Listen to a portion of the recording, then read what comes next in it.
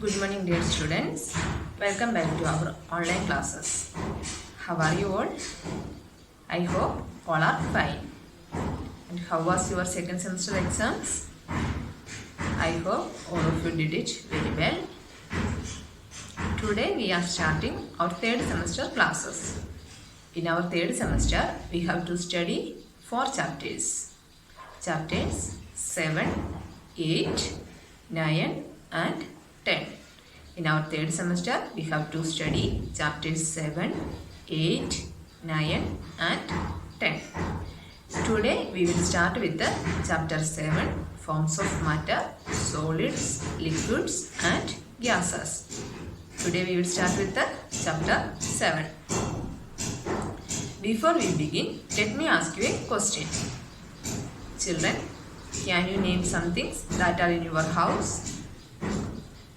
In your house, there are many things like table, chair, toys, bag, water, milk, juices, and one invisible thing also, air. Children, do all these things have same shape? No.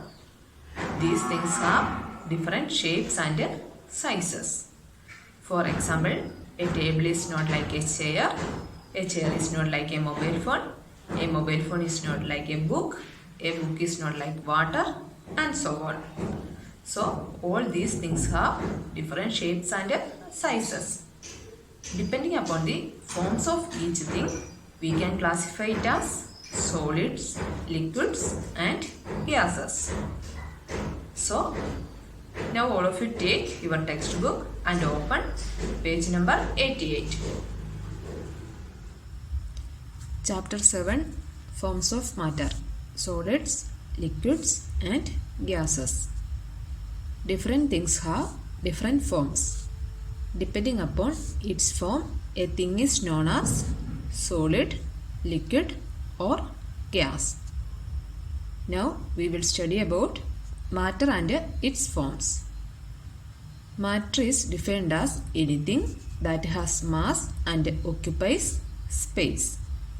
Matter is found in 3 states, namely solid, liquid and gas. A matter may change from one state to another on heating or cooling. So students, what is matter?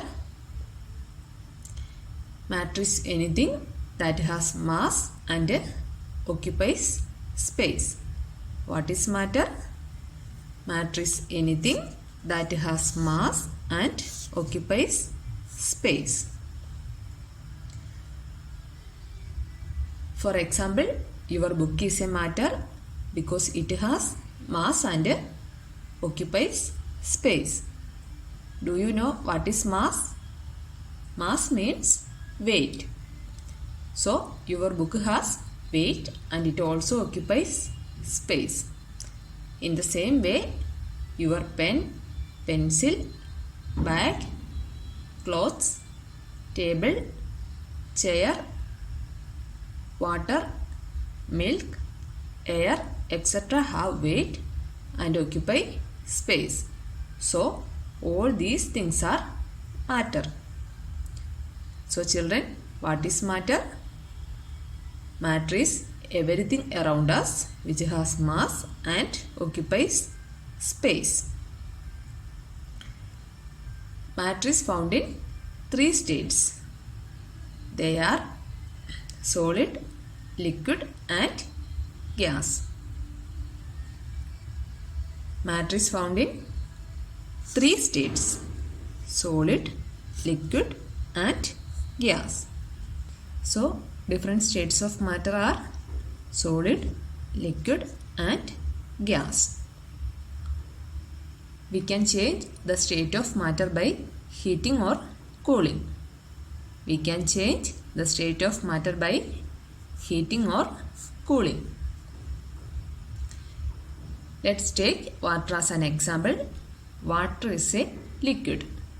When we cool water, it becomes ice cube. Ice cube is solid. And if we heat water, it becomes water vapor, which is gas. So we can change matter from one state to another on heating or cooling. Let us learn about these forms of matter in detail. Now we will study about each state of matter in detail. First one is solids. Tables, chairs, toys, books, pencils, spoons and paper are all examples of solids. Some common properties of solids are they stay in one place and do not flow. They have a fixed shape and size. They can be held. They take the same amount of space and do not spread out. Children, can you say some examples for solids? Some examples for solids are tables, chairs, toys, books, pencils, spoons and paper. These all are examples of solids. Now let's study the properties of solids. What is the first property? First property is they stay in one place and do not flow. What does it mean? It means if we keep a book on a table, the book stays there. It will not flow or move from there. So, first property of solid is they stay in one place and do not flow. Now, second property. What is the second property? They have a fixed shape and size. Second property is they have a fixed shape and size. What does it mean? Let's take book as an example again. Book has shape and size. Does the shape or size of book change if we put it on a table or in a bag? No, its size does not change. So, its shape and size is fixed. So, second property of solid is that they have a fixed shape and size. Now, third property. What is the third property of solid? Third property is they can be held. What does it mean? Take a book and hold it in your hand. You can see that the book is staying in your hand. It is not moving or flowing from your hand. So, the book can be held in our hand. So, the third property of solid is they can be held. Now, fourth property of solids. What is the fourth property of solids? They take the same amount of space and do not spread out. This property is similar to the second property. Again, we will take book as an example.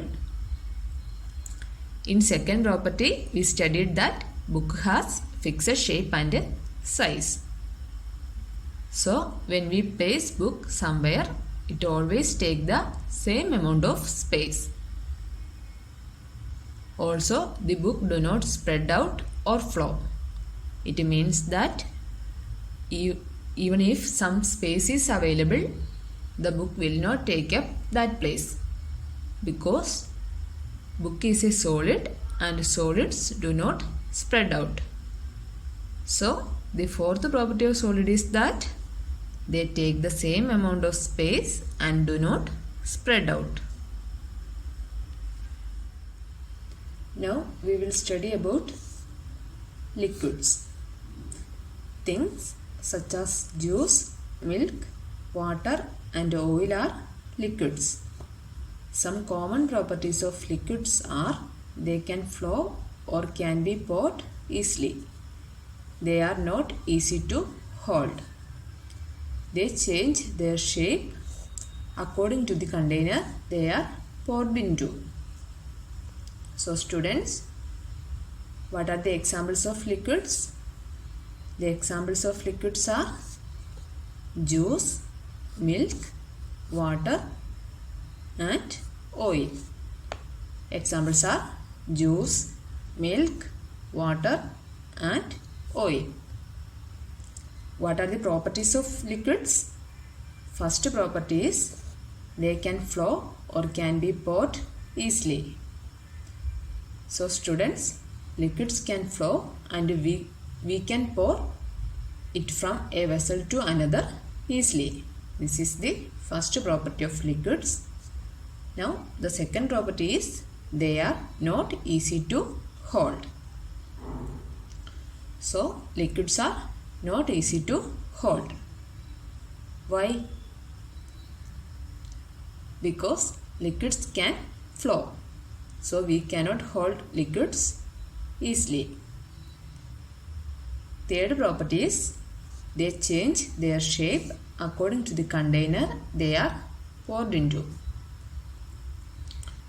For example, if we pour some water into a glass, the water takes the shape of the glass. If we pour some water to a bucket, it will take the shape of the bucket. So, liquids change their shape according to its container. So, these are the properties of liquids. Now, we will study about gases. The air we breathe and the air we fill in balloons and balls are gases.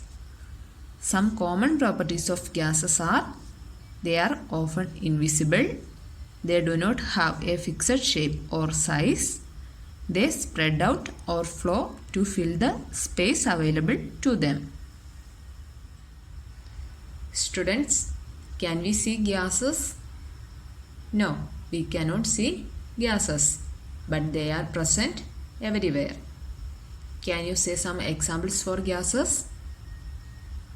The air we breathe, the air we fill in balloons and balls are examples for gases. What are the examples of gases? The air we breathe and the air we fill in balloons and balls are examples of gases. Now we will study the properties of gases. What is the first property? First property of gases is they are often invisible. As we know, gases are invisible.